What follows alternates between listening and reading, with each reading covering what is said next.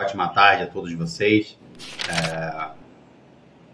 Compartilhar com vocês aqui um pouquinho da conversa que eu tive com um colega sobre a expectativa que ele tinha, né, de começar o escritório de contabilidade dele e ele, né, relata que vê muito eu falar que é possível começar essa experiência, que é possível começar o escritório ainda, né, com poucos recursos financeiros, tudo isso é possível. E eu já mostrei isso para várias vezes.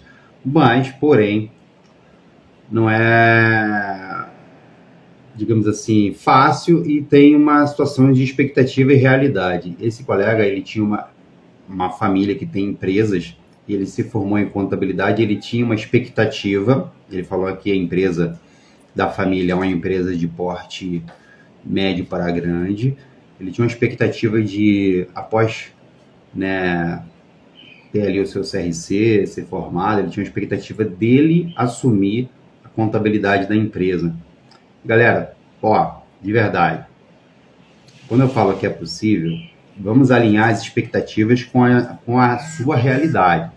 Talvez, né, o seu nível de conhecimento, ele não seja o bastante para você pegar uma empresa de porte grande. Quando a gente fala que é possível iniciar essa experiência, é possível você iniciar, cara, como qualquer coisa na vida que a gente começa, você começa pelos mais fáceis, né? Empreender, que empreender é atender micro, pequenas empresas, microempreendedores, empregadores domésticos, microempreendedores individuais, associações religiosas, profissionais liberais, isso tudo já é empreender.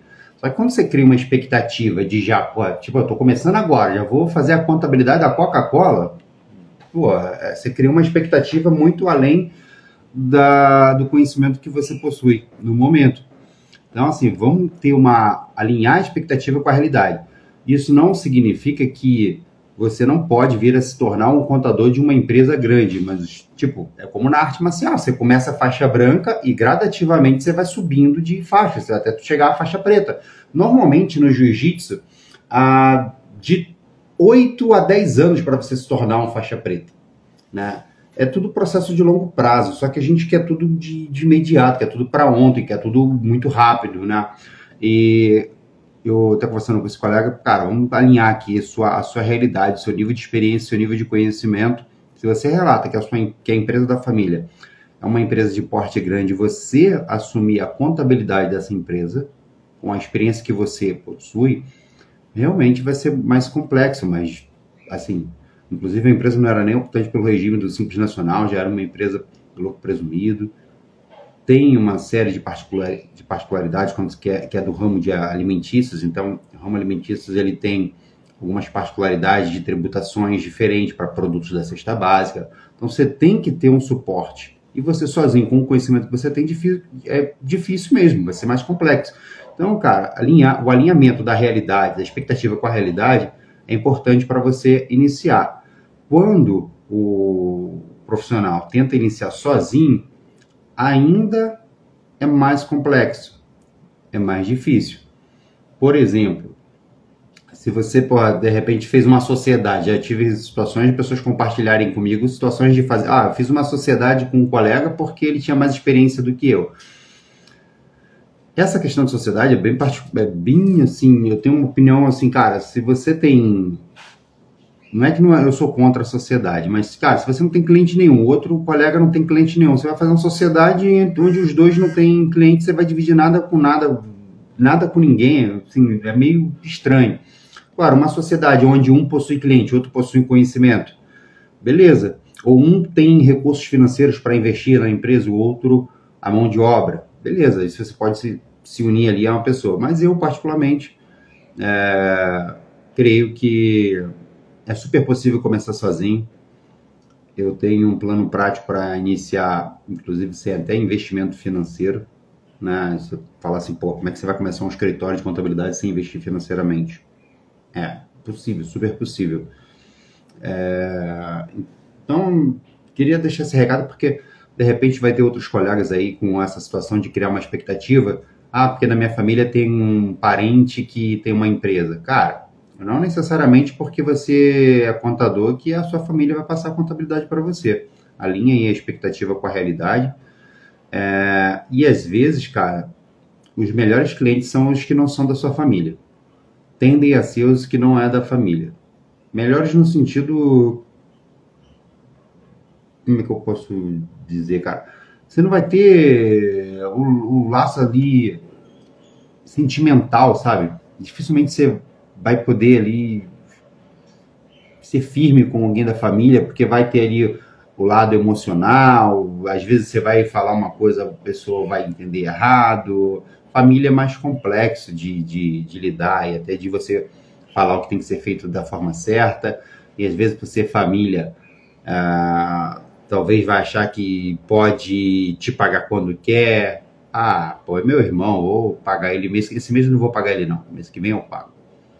Então família, não é porque é da família que tende a se tornar-se o seu melhor cliente, pode ser o seu cliente, mas não teria uma expectativa de, pô, eu vou fazer a contabilidade da empresa da minha família.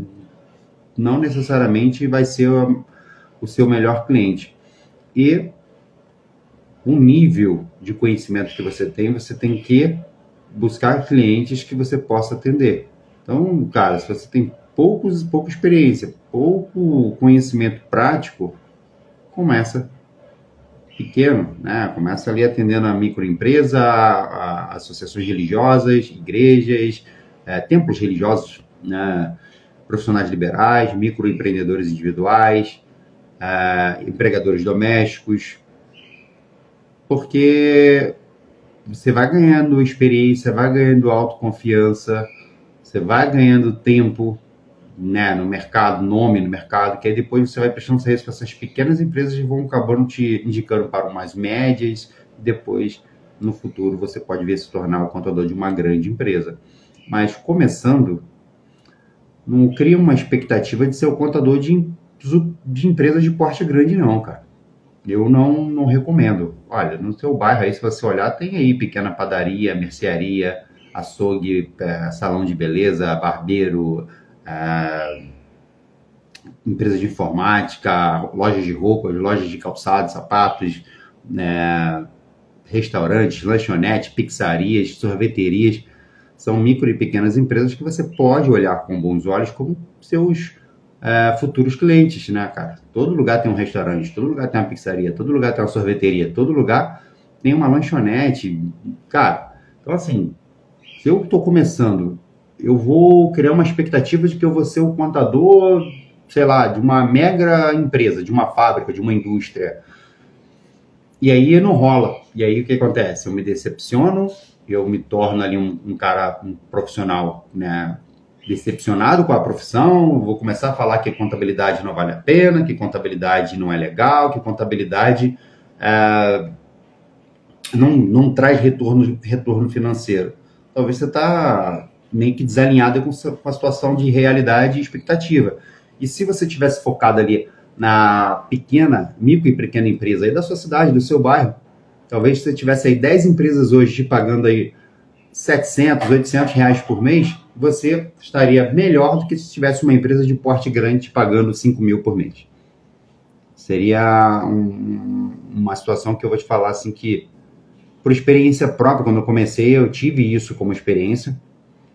E quando uma empresa de um porte grande, ela está no seu escritório, ou está sob a sua responsabilidade, cara, é um peso nas suas costas muito grande, porque qualquer erro, pequeno que for, as consequências são gigantes. Qualquer erro, qualquer equívoco, as consequências são, assim, gigantes, cara. Se você atrasou, por algum motivo, você esqueceu alguma coisa, uma multa, uma penalidade, e você está falando de empresas com faturamento de milhões. E aí qualquer coisa em cima disso é altíssimo, o risco é bem alto. Então, assim, uma micro e pequena empresa, para quem está começando, na minha opinião, é o melhor a se fazer, tá bom? E aí você deixa o seu comentário aí se você pensa diferente, eu respeito a sua opinião, não estou aqui para falar que eu sou o dono da verdade, estou aqui compartilhando meu ponto de vista com vocês, com quem está aqui vivendo do empreendedorismo contábil desde 2001. Então, eu falo o que eu vivo, tá? Mas você pode deixar sua opinião aí também, vou até, inclusive, ler aqui a galera que está comentando aqui com a gente. Meu amigo James, contador, Uma ótima tarde. Márcio, um abraço, Marcião. A galera tá aí. Pode falar, cara. Você pensa diferente, não tem problema não, tá? O Matos, empreendedor contábil no início só vai mesmo se for em pequenas empresas. Cara, e até porque quando a gente pensa em grande empresa, tô falando isso do colega que ele criou uma expectativa de fazer a contabilidade da empresa da família, porque era da família, mas é uma empresa de porte grande. Cara, uma empresa de porte grande, você precisa de ter estrutura para atender essa empresa. Talvez você sozinho não vai dar conta. E se você assumir também essa contabilidade dessa empresa, cara, e você der conta, talvez você vai dar conta para cuidar só dela e não vai ter tempo para cuidar dos demais clientes seus. Porque, assim, a demanda, a exigência é muito grande. Eu sei que eu tive uma situação onde eu fui cobrado de reuniões semanais. Semanalmente eu tinha que ir no cliente. Toda semana tem que estar lá. Sabe, você tem um compromisso de ter que estar no ambiente do cliente. Reuniões com diretoria e apresentar. Cara, é desgastante, é cansativo e às vezes economicamente falando não compensa. Como eu disse, compensa muito mais você ter, sei lá, 10 empresas te pagando R$500 do que ter uma te pagando 5 mil. Numa situação onde se sair uma que te paga 500, você tem 4.500 ainda no seu caixa, mas se sair uma que te paga 5 mil, cara, além de ela te consome demais a sua mão de obra, o seu tempo, a responsabilidade, o risco, é tudo maior. É tudo maior. Então, na minha experiência, para você que está começando, foque naquele cara que está aí do seu lado, sabe? Aquela micro e pequena empresa que está aí no seu bairro. Pô, eu vejo muita gente falar assim, Alberto, até porque eu moro numa cidade pequena e aqui tem muitos contadores. Cara, de verdade, por mais que a cidade seja pequena, dá uma olhada na quantidade de negócios que tem na sua cidade. Não importa. Ah, eu moro numa área rural. Ah, e aí não tem produtor rural? Você mora na área rural, aí não tem ali o cara que está lá, que planta e vende. Ah, mas como é que eu vou ter acesso a essas pessoas? Vai no Ceasa lá, faz uma visita lá e vê lá, conversa com os caras lá que tu vai achar quem vende, né? O cara que tem uma barraquinha lá, ele conhece o produtor rural. Ele vai lá buscar lá o tomate, a cebola, o pimentão. Ah, você mora na área rural? Meu amigo, tem acesso. Vai pesquisar o que você acha, os caras lá. Mas aí você cria uma expectativa de começar com uma empresa de um porte maior do que você pode atender. E aí você não vai conseguir, fica decepcionado, acaba desistindo até da profissão. Beleza? Quanto, em média, ganha um contador autônomo no Rio de Janeiro, levando em consideração a grande concorrência? Cara, eu não faço ideia quanto que ganha um contador autônomo no Rio de Janeiro.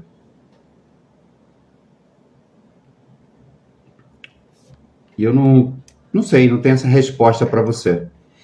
Eu nunca fiz essa pesquisa, esse levantamento aí de um contador autônomo no Rio de Janeiro. Numa regra geral assim. Concorrência, com relação à concorrência, eu tive uma experiência onde, até falando com relação à experiência, onde a situação é o seguinte: onde tem muito escritório de contabilidade, significa que tem uma demanda de empresas muito grande. Se tem muito escritório de contabilidade, tem muita concorrência.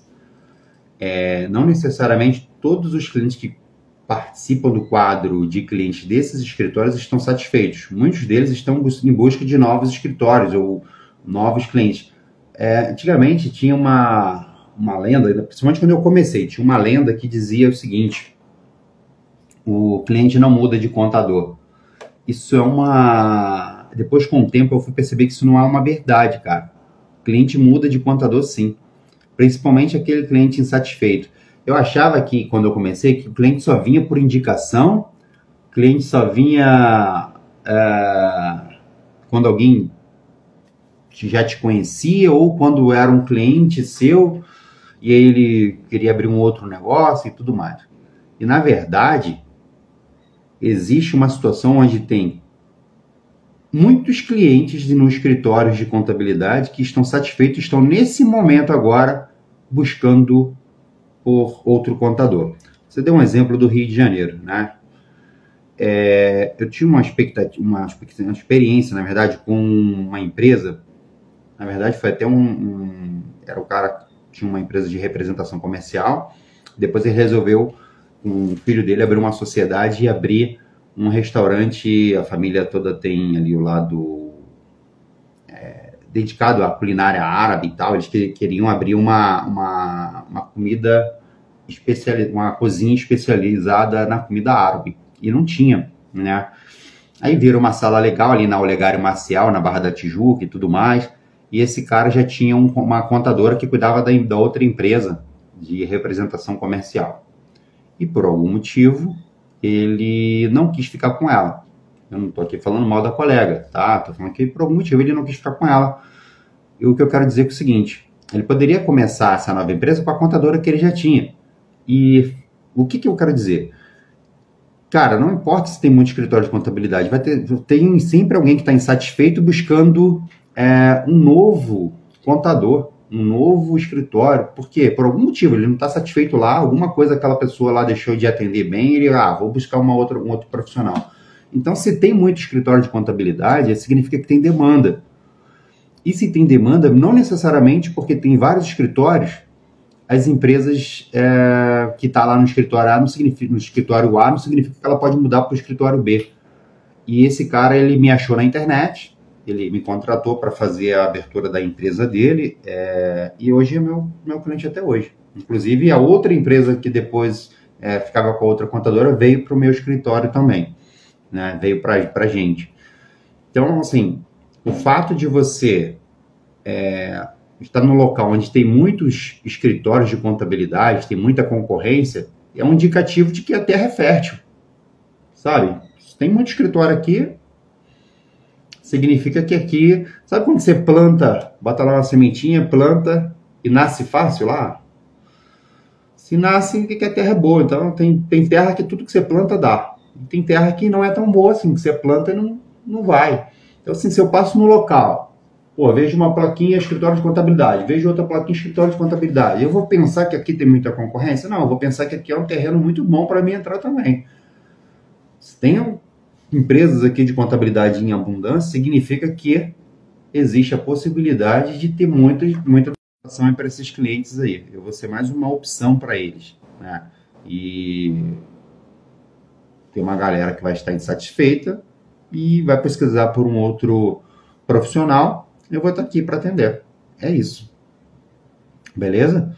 Então, essa mensagem de hoje, eu queria conversar com você sobre alinhamento de expectativa e realidade. E se você acha que você está começando, que você não é capaz, sim, só que você tem que alinhar para o seu grau de conhecimento.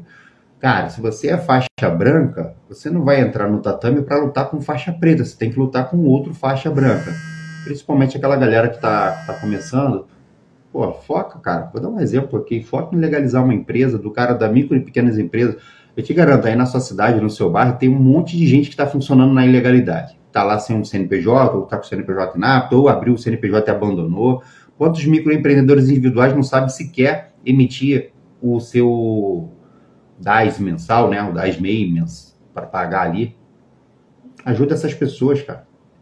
Começa aí para você ganhar experiência. Não é esses caras que vão fazer você mudar financeiramente de vida, mas é para você pegar o hábito de cumprir com as obrigações mensais, de ter a responsabilidade e também de sentir, sabe, o gostinho de ser responsável pelo negócio de alguém. Isso aí é uma situação muito legal também. Quando a gente é o contador, a gente participa.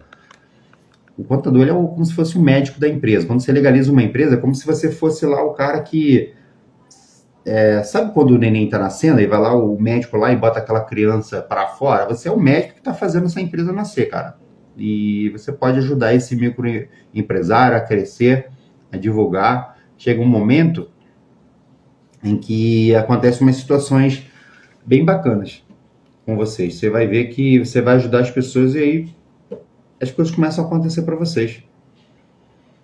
As pessoas começam a indicar vocês, clientes começam a querer buscar fazer o serviço de vocês. A Tony estava falando hoje comigo, a Tony é minha esposa, a gente estava conversando de manhã, e olha, ontem eu falei sobre o poder da internet, o poder de você gerar conteúdos no Instagram. E ontem ela falou, ontem não, hoje de manhã ela falou comigo que ela estava acompanhando uma veterinária, e a veterinária, eu não lembro agora a cidade, não é, é bem longe da gente aqui. Ela, poxa, ainda bem, é uma pena que ela é longe daqui e tal, queria levar os nossos bichinhos lá. Ela, por quê? A moça gera tanto conteúdo no Instagram. Lembra que eu falei ontem que não é você que vai atrás do cliente, é o cliente que vai atrás de você? O Instagram faz isso, faz com que o cliente tenha vontade e queira contratar você. Não é você que vai lá e fica, olha, vem aqui que eu quero ser o seu contador. Não, cara, as pessoas vêm até mim e elas querem que eu seja o contador do negócio dela. O poder do Instagram, por exemplo, do Facebook, do YouTube. Então é isso, cara. Eu super recomendo vocês, principalmente que está começando aí, começa a gerar conteúdo no Instagram de vocês para ontem. Para ontem. Liga aí, cara. Começa a falar aí, velho, e conteúdo que ajuda essas pessoas. Ajude mesmo, sabe?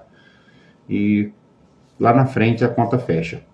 Então, uma ótima tarde aqui para Vanderleia. Tá sempre acompanhando nós.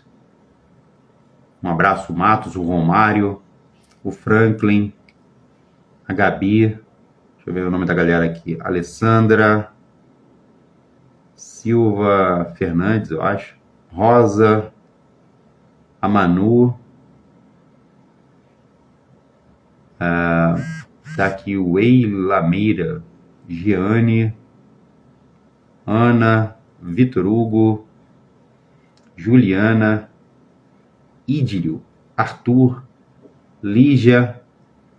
Bom, o Delmo. Desejo a todos vocês aí, galera, uma ótima tarde, tá bom? A mensagem foi passada, fiquem com Deus e progresso para vocês. Falou? Um abraço, tchau, tchau.